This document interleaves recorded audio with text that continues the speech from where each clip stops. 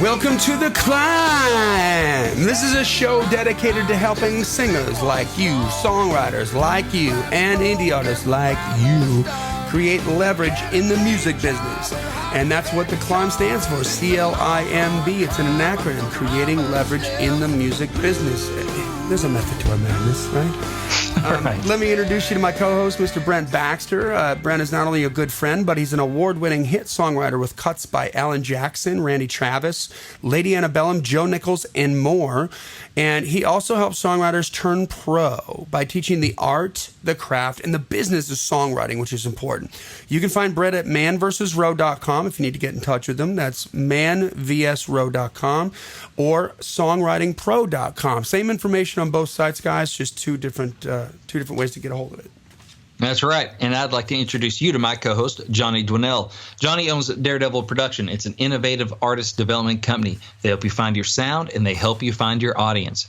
Not only do they develop and improve your artistry, but they also grow and monetize your fan base, creating cash flow. Because cash is king. Daredevil has worked with multi-platinum artists like Colin Ray, Tracy Lawrence, Ty Herndon, and Andy Griggs, just to name a few. You can find Johnny at daredevilproduction.com. That's production, singular, no S.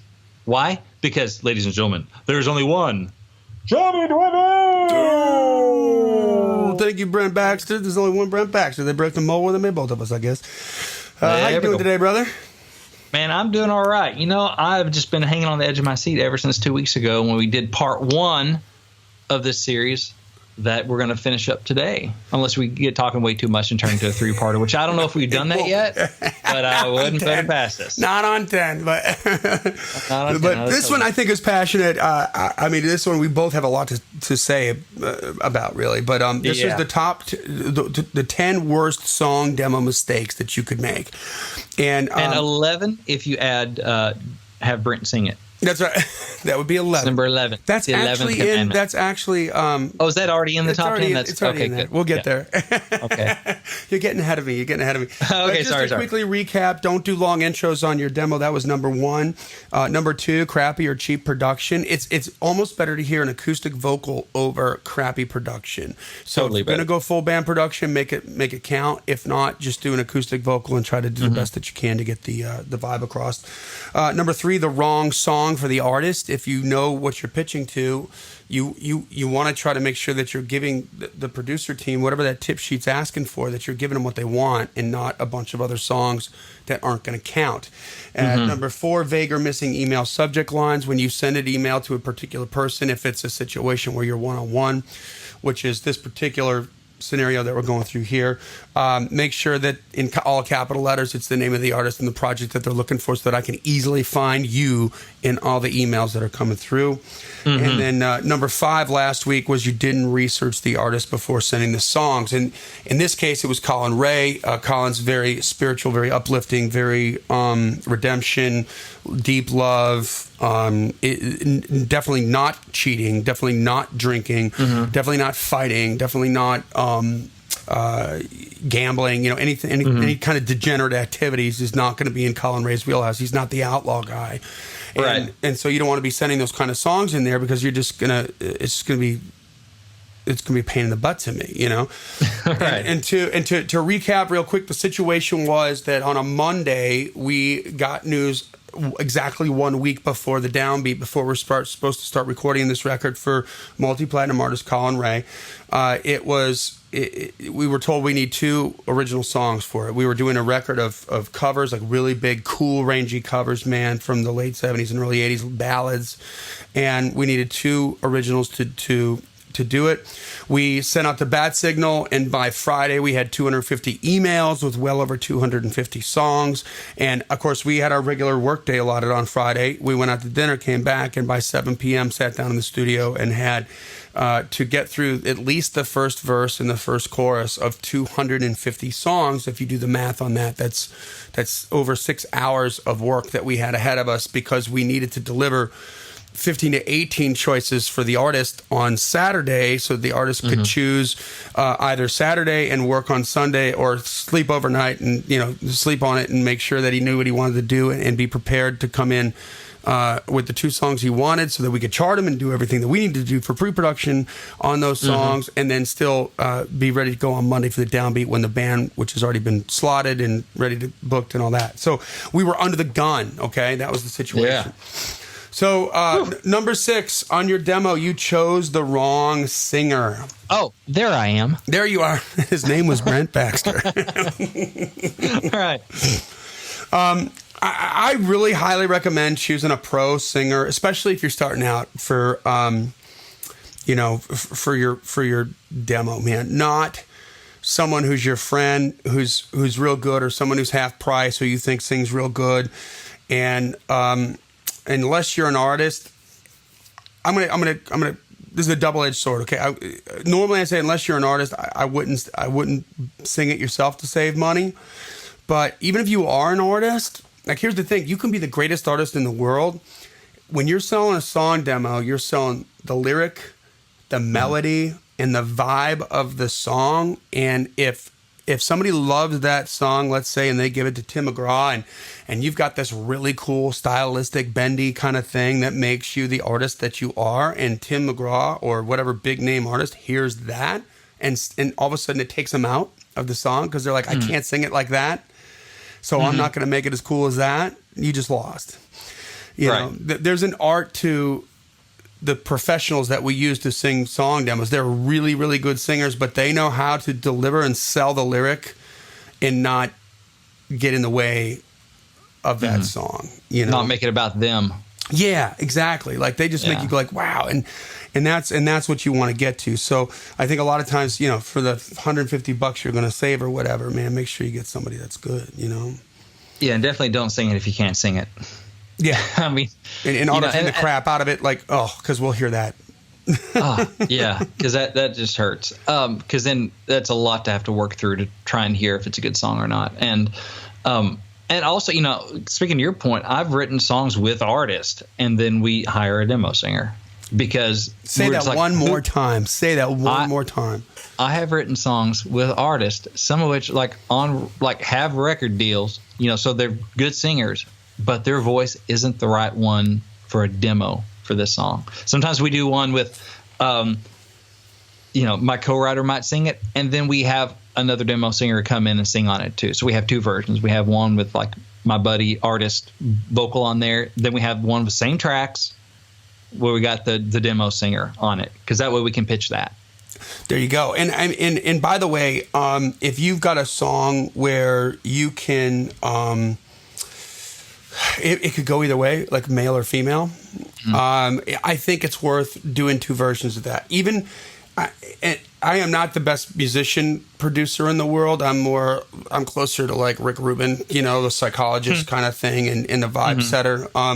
But there are really amazing musician producers out there who would blow me away. But even them, I've had countless conversations about that. They'll say, man, it's really hard to hear a vocal an octave up. So if you've got a great song that's you're got a male singer on it that you're pitching to a female artist, you know, it's going to help you to have 2 versions of it. So if you can do something as simple as, and I've done this on several occasions, where you can tweak the key a little bit, where you can key it up maybe a step to where it's like at the tippy top of the range of your male singer, and just low enough that girl can do what she needs to do and she's in her sweet spot there, then you can do 1 recording of it and just pay for the extra singer and 2 mixes of it, and you're good to go. And then that way you've got it, you know, it can go either way, and you've got it to pitch, you've got your guns loaded for just a little bit more money. You know, it's not like you got to re-record one thing. Yeah, which I've heard, you know, plenty of times, if you have to choose one, choose the male vocal, because women have an easier time hearing a male singer than dudes have of hearing a female singer. So if you can only choose one, I'd choose the male, just because that seems to be what people, you know, apparently women are more talented at hearing that stuff than guys are. So it's not because guys are better, it's because guys are dumber. Okay. Yeah. So it's definitely not a sexist thing. But then I've also done what you just talked about. There's a song back in my Major Bob days I wrote with a couple folks, and it's called In the Middle Of, and it was a big ballad thing. And we're like, this is really pretty gender neutral. We're like, yeah. And it also kind of worked well as a duet. And so what we did is we cut 1 track, and we had, like you're talking about, the top of the guy's range, bottom of the girl's range. One track, we did male version, female version. We made sure they could sing it, in that key. So we had a male version, we had a female version, and then we cut it duet. A duet. Oh, genius. So we actually got 3 versions of that song that we can pitch. That's killer. That's handy because it's like now I can pitch it to everybody. I can pitch it to like a Lady Antebellum who has 2 vocals, male and female vocal, and there are probably not as many of those floating around, so it gives me an advantage there. Or I can just pitch it for Carrie Underwood, or I can pitch it for Colin Ray or something. Mm-hmm. Yeah. Actually, I probably did pitch this particular song to Colin Ray back then. I think I might know which one you're talking about. But you know what? And be aware of the key change, guys, because typically, a female is going to be up a step to a step and a half from your male vocal, depending on the singer. I mean, that would be like a minimum amount, and there's a way that you can try to get those two to meet and stretch your vocalist a little bit on that, but it'll come across good if it's a pro singer. They'll know what to do. Yep. Okay. So that was number 6. Number 7, your lyrics aren't strong enough. Well, Brent, What do you have to say about this? Here I am again. Because that's your forte, Right. There's sometimes where you're like, the vibe is right for this artist and they can sing it, melodically it's in there, but it's just not that good. Yeah. Just not that good. I've made the mistake of pitching that stuff. Like, well, it's the only thing I got that's kind of in that world, but it's not my A-list stuff. You know what? None of those have ever gotten cut. Yeah.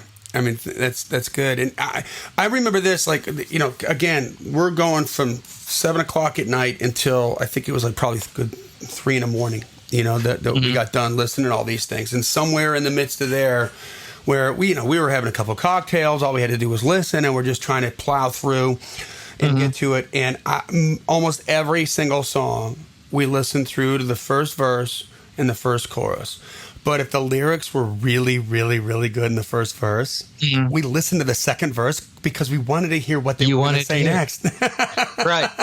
We're like, oh, that was good. Oh, no, we got to play through that. I want to see what was the second verse sound like. Like, that good, That is so our job as a songwriter. Yeah. You like, say, Colin Ray, for instance, some incredible lyrical songs like Love Me, One Boy, One Girl, I Think About You, Little Rock, just some great stuff.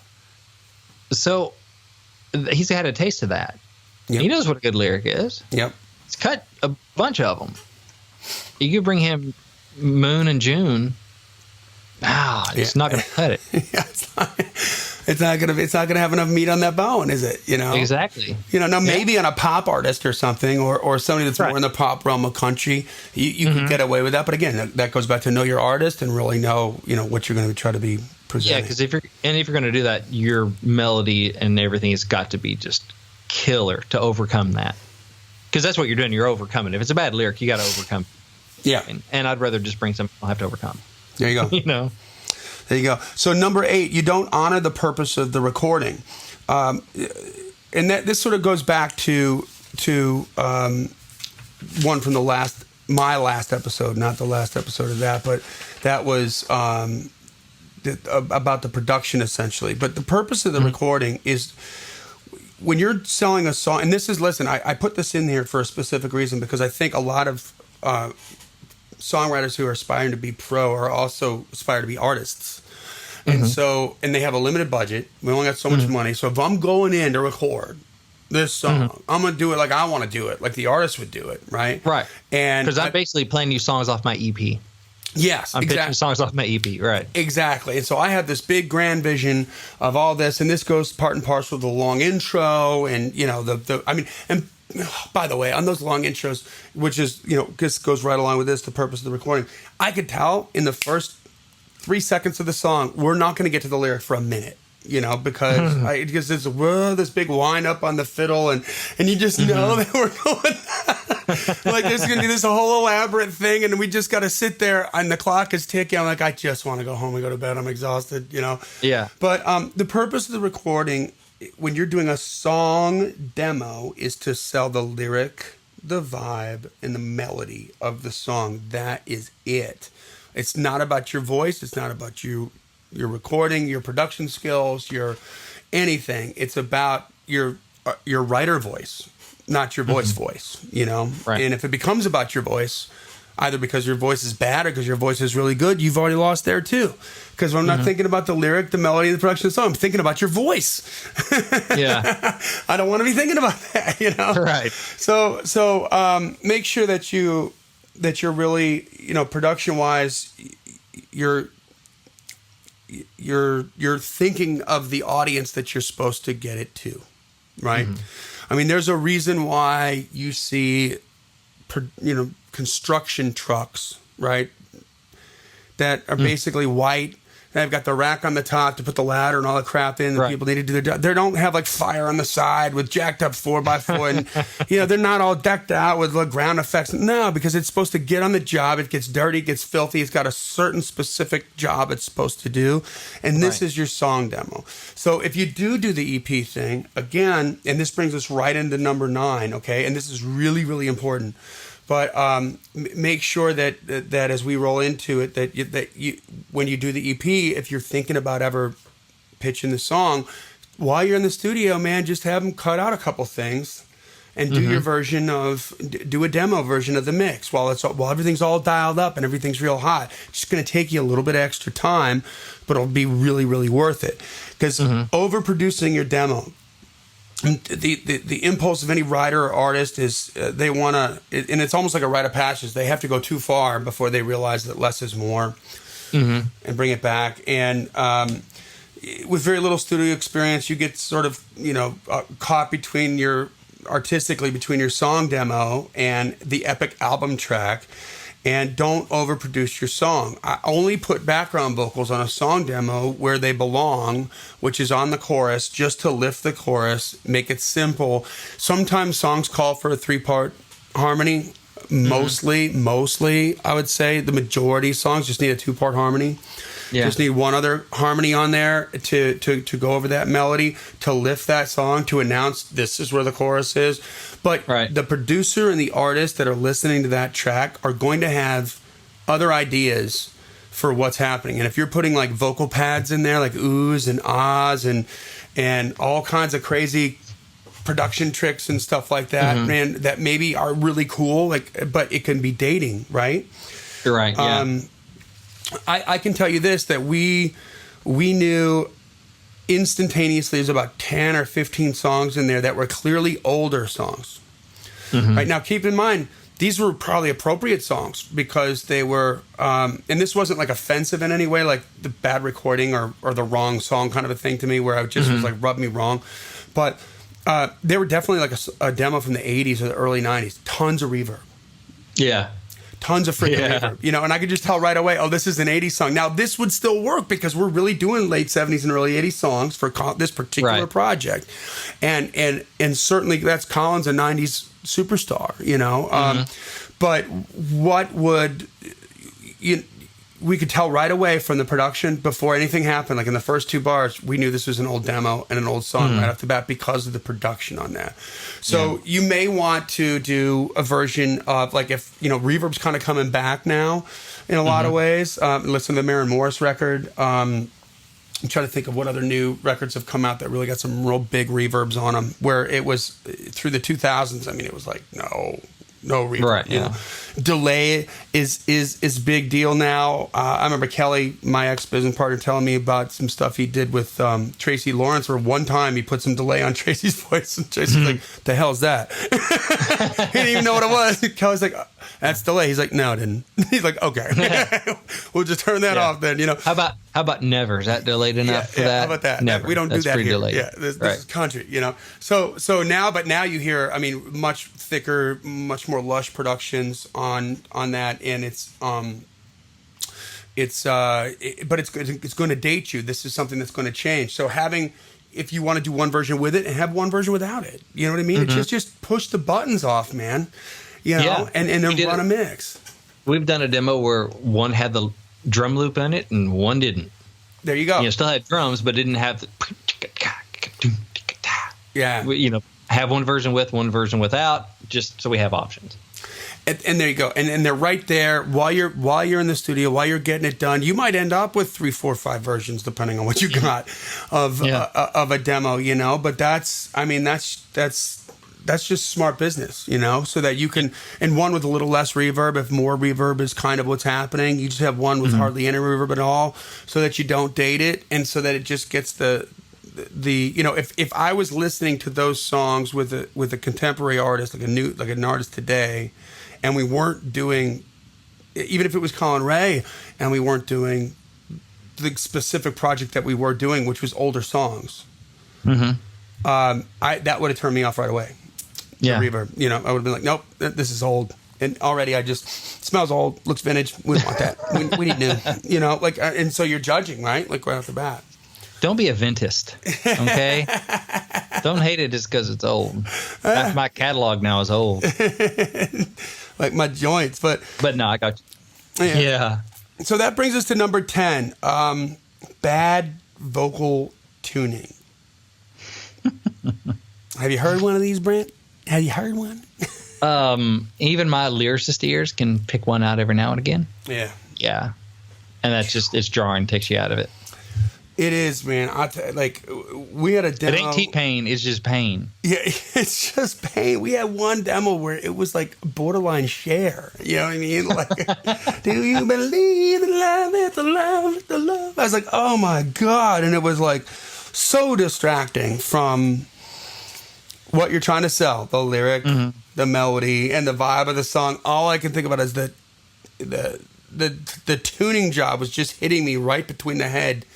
Like a freaking sledgehammer, you know. Guys, just spend the $100, because I'll bet you somebody either spent $100 worth of their own time, even if they only work for $8 an hour, trying to do that, or just get the singer, man. Just get the singer to sing it right, or sing it again. What it does, it takes you out of the song. Yep. And so then you start thinking about the song versus just experiencing the song. It's kind of like if you're watching a movie, then all of a sudden the boom mic drops down into the camera frame, you know? And Bruce Willis is having this, and he's like, they said, come out to the coast, we'll get together, have a few laughs. And then all of a sudden you see the boom mic drop into the, you know, little air vent. And you're like, wait a second, this is a movie. Wait, I just missed that cool line. Think about that as a perfect example. Where you're just like, what the hell was that? Like, and you can picture Bruce Willis just trying to stay focused, but he's like looking up. And like, the mic's like popping him in the forehead. Like, trying to keep it together. Right. Oh my gosh, that's exactly what I'm talking about. Yeah. So just get it done right and stop. Just because your mom says it's good, it's not. You know, you got to do better than that, because your competition is not the guys on your block or the people that you know. Your competition is Brent Baxter. Your competition is Craig Wiseman. Your competition is Dallas Davidson. That's who you're competing against if you plan on getting a cut on a major label record in Nashville. So you better bring it, and you better perform as if that is your competition, and not like everybody should be giving you a favor or something. Because this is, you know what, this probably is not that unusual, what happened, where they're just starved for time. They need to get to what they need to get to, and they want to hear something great. And when you get an opportunity to do that and get your song in front of somebody that could get you a cut, man, you really want to put your best foot forward, right? I mean, you do. It's a first experience. You're going to be dealing with your first experience now. Yeah. So there you go. That's so good stuff, Johnny. Good stuff. Yeah, that's helpful. So I hope you're listening. I hope you're paying attention. I hope you will apply what he's said, because it's true. It's true. So this is a nice one that kind of straddles both of our worlds. Yeah, man. That's why I wanted to share it with you. I thought we'd have a lot of fun with that one. There we go. Yes.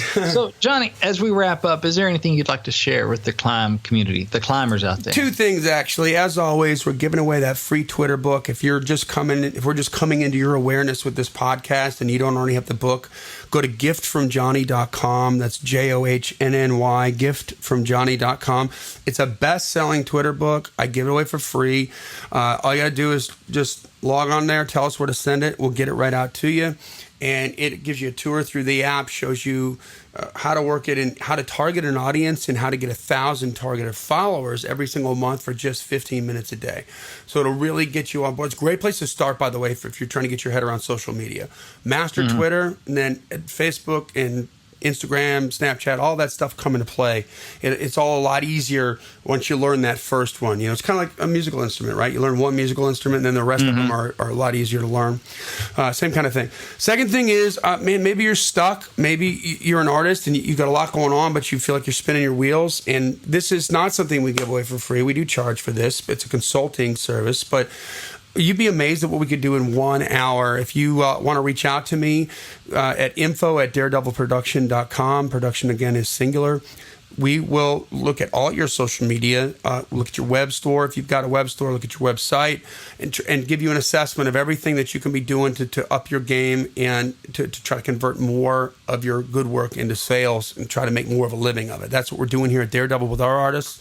And we share that information. You know, that like I said, does cost money, but it's worth it. And you'd be amazed at what we can do just in 1 hour. So, and I always feel when I'm in a situation where I get some new information that's all about me, I feel energized. You know, I feel real good about it. So, anyway, well, that brings us to the end of part 2 of the 10 Worst Song Demo Mistakes episode on the climb. We want you to win, guys. So if you like this stuff, please leave a rating or review on iTunes. Share it. Tell a friend about it. Leave a comment. We want to hear back from you. And again, want you to win. So keep on climbing. And we'll see you at the top.